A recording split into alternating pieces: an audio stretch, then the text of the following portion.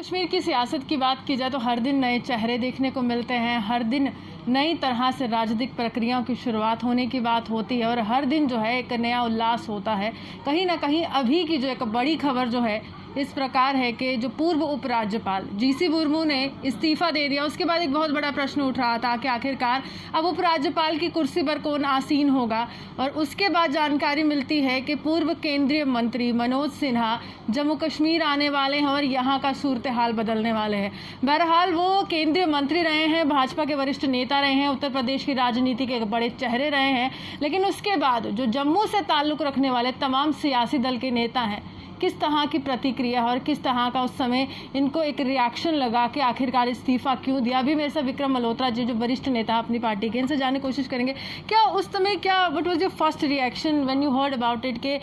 उपराज्यपाल ने इस्तीफा दे दी, बिकॉज ये थोड़ा सा अचंभित करने वाला। Because initially it was shocking for everybody because he was carrying on his duties in a normal fashion और कहीं भी किसी को ये इंक्लिंग नहीं थी कि यहाँ कुछ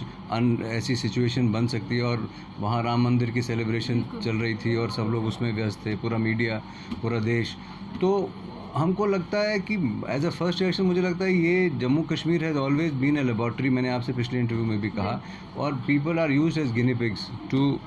achieve results which will be shown to the rest of the world और रेस्ट ऑफ द कंट्री।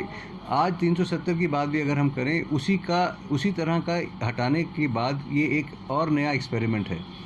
कि जम्मू कश्मीर की लेबॉर्ट्री में एक नया एक्सपेरिमेंट लोगों के साथ कि जम्मू कश्मीर कैसे रिएक्ट करेगा, क्या बनेगा। क्योंकि आप देखिए एक टेन्योर पूरा नहीं करने दिया गया उनको, एक साल भी पूरा नहीं उनका हुआ था, और इस किस्म के फैसले आए थे जहां हमको लग रहा था कि दिल्ली में भी 2 पावर सेंटर हैं जो यहाँ पे चीज़ों को चला रहे हैं, और जिस तरह से वहाँ से फैसले, यहाँ से मसौदे बन के दिल्ली जाते हैं, दिल्ली से अनाउंस होते हैं, फिर उनमें अपोजिशन होती है, फिर उनमें अमेंडमेंट होती है, ये सारी प्रक्रिया जो चल रही थी, तो लोग कहीं ना कहीं इससे कन्फ्यूज़ थे। और फिर जो लेटेस्ट हुआ कि अगस्त 5 को लॉकडाउन कर्फ्यू हो या ना हो कश्मीर में, पहले अनाउंस किया गया फिर हटाया गया। ऐसे ही 2-3 जो विवादास्पद मुद्दे रहे, जैसे कि ये कर्फ्यू का और उसके बाद 4G रिस्टोर करने का, फिर इलेक्शन कराने का, तो तमाम चीज़ों में हमने देखा कि कहीं ना कहीं यहाँ ही जो विरोधाभास है, कन्फ्यूजन है, वो बहुत ज़्यादा है।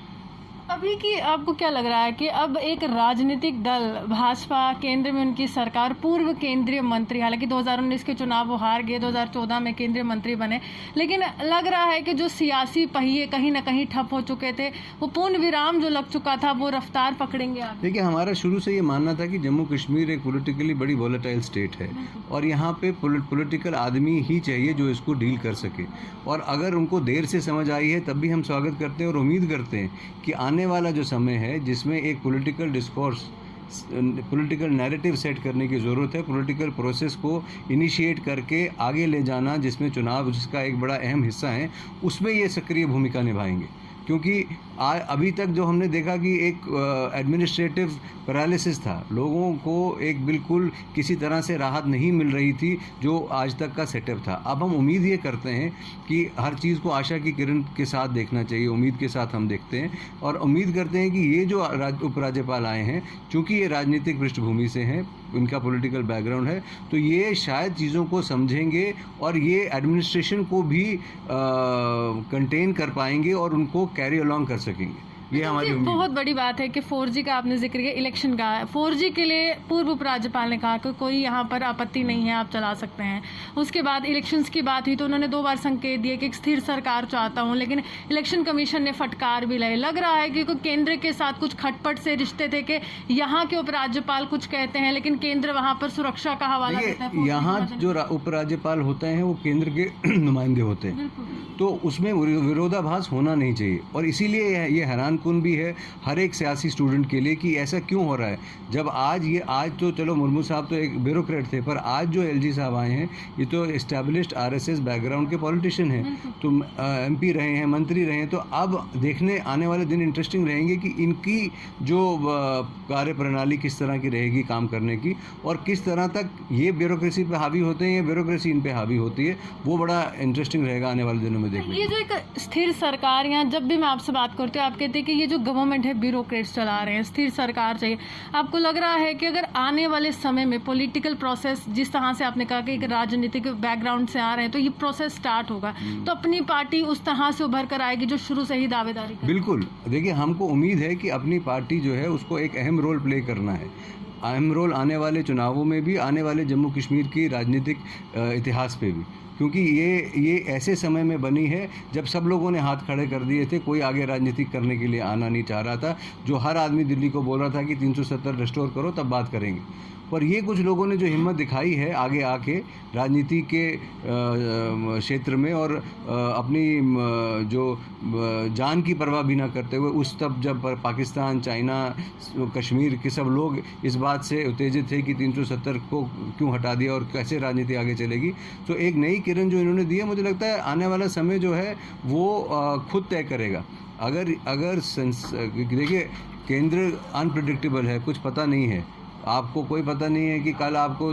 6 दिन में स्टेटहुड मिलेगा, 6 महीने में मिलेगा या 6 साल में मिलेगा। हम उम्मीद करते हैं 6 दिन और 6 महीने से ज़्यादा ना हो, पर यहाँ प्रेडिक्टेबिलिटी नहीं है। उसके साथ साथ उम्मीद ये भी है कि मोदी जी एक स्ट्रांग लीडर हैं, डिसीजन ले सकते हैं। तो हमारी उम्मीद ये रहेगी कि सबसे पहले जो बाम है लोगों के ज़ख्मों पे, वो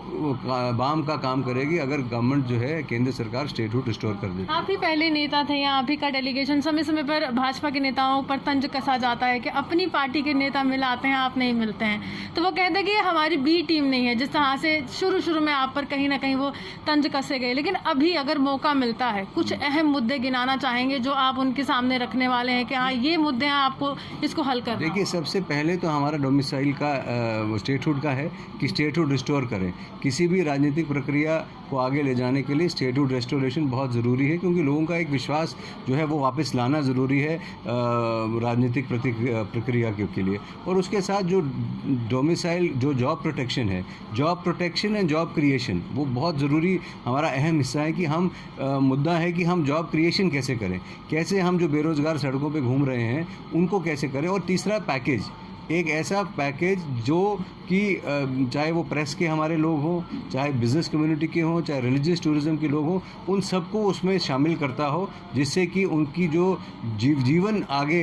चलाने की गाड़ी आगे चलाने में उनको सहायता हो सके। चलिए, शुक्रिया। साफ तौर पर राज्य का दर्जा वापस चाहिए, और ये एक राजनीतिक दल की मांग नहीं है, ये तमाम विपक्षी दलों के नेताओं की मांग है कि राज्य का दर्जा वापस चाहिए, क्योंकि गृह मंत्री संसद में ये कह चुके हैं कि राज्य का दर्जा जल्द वापस होगा, लेकिन हालात जब सामान्य होंगे। हालांकि जम्मू कश्मीर के तमाम विपक्षी दल के जो नेता हैं तंज भी कसते हैं, निशाना भी साधते हैं केंद्र पर, लेकिन सही बात है कि केंद्र अनप्रिडिक्टेबल है, कब क्या हो जाए, कौन सा ऑर्डर फ्लैश हो जाए रात को और सुबह उसमें बदलाव हो जाए, ये कोई नहीं जानता, क्योंकि यहाँ पर केंद्र शासित प्रदेश का दर्जा जम्मू कश्मीर को दे दिया गया। इसी के साथ कैमरामैन गुलशन कुमार के साथ मैं रूहानी आपसे विदा लेती हूं। नमस्कार।